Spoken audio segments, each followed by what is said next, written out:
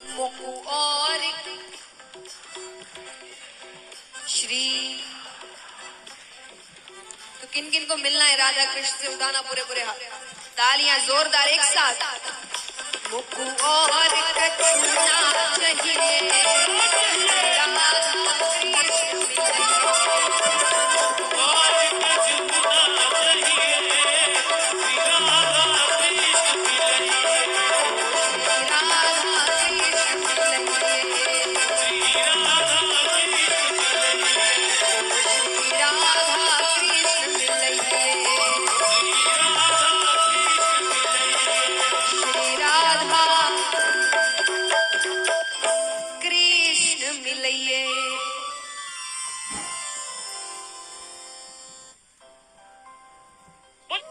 तो महाराज नरसिंह जी कहते हैं कि मोकू और कछूना चाहिए, श्री राधा कृष्ण मिलेंगे।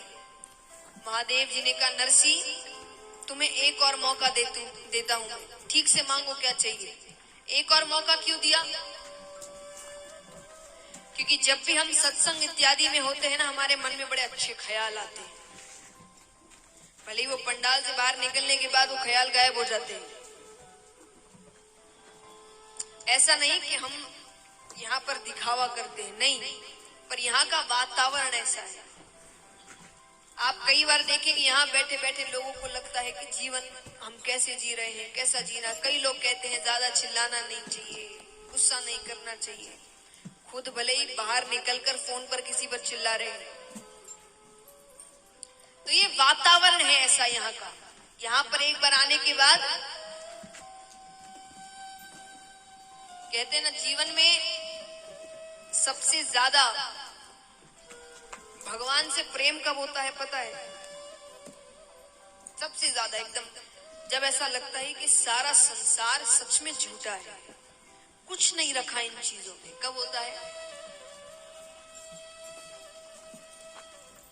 दुख में तो और गुस्सा होते भगवान।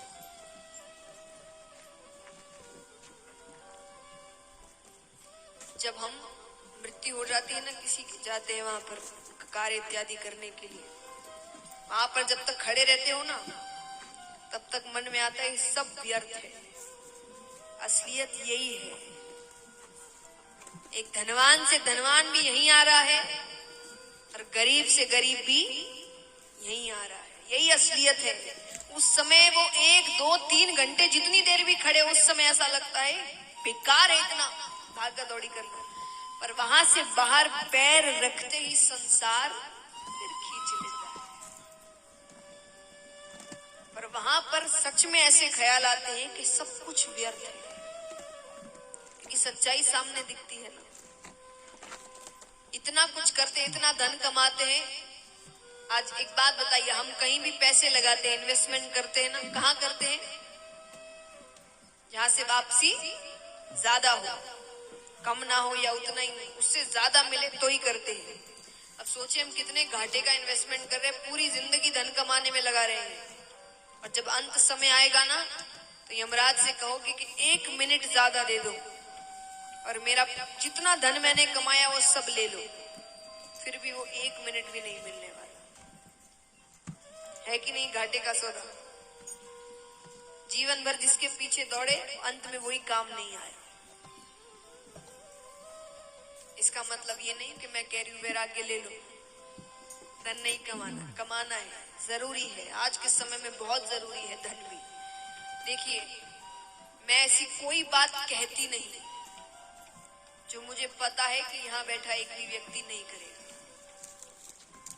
क्या फायदा होगा? कहने को है बहुत सी बातें, संसार से दूर रहिए, मोह माया, जिसमें बातें यही सच है। ये रिश्ते नाते कोई साथ थोड़ी देने वाला है। ये कहने की बातें, किसी की मृत्यु हो जाती है तो कई लोग ऐसे उस समय रो रहे होते हैं, उसे क्यों ले गए, मुझे क्यों नहीं ले गए। सच में उस दिन यमराज नीचे उतर के आ गए ना कि चलो, बड़ी शिकायत है ना, तुम चलो, उसको छोड़ता हूं मैं, तुम चलो, तब कितने जाने को तैयार होंगे, तब देखेंगे। ये कहने की बातें होती है, उस समय कोई नहीं जाने वाला। तो जानते तो सब है कि ये रिश्ते नाते ये संसार ये सब स्वार्थ का है, स्वार्थ के लिए रह रहे हैं, लेकिन फिर भी जरूरी है कार्य करना, धन कमाना, व्यापार करना, परिवार है तो सारे फर्ज है। तो सब कुछ करो, जी भर के करो, क्योंकि मेरे विचार में तो कभी ऐसा नहीं सोचना कि अब हो गया, क्यों हो गया, धन के लिए नहीं। जितना अच्छा काम कर सको, जितने बड़े काम कर सको करते रहो। पूरा जीवन भगवान ने दिया है, बैठे रहने के लिए नहीं दिया, कुछ करने को दिया है। तो धन कमाने के साथ साथ ऐसा कुछ भी करना कि जाने के बाद लोग आपको याद रखें, आपका नाम मिट ना जाए, आपको याद किया जाए आपके जाने के बाद। और सिर्फ परिवार वालों में नहीं, संसार में भी।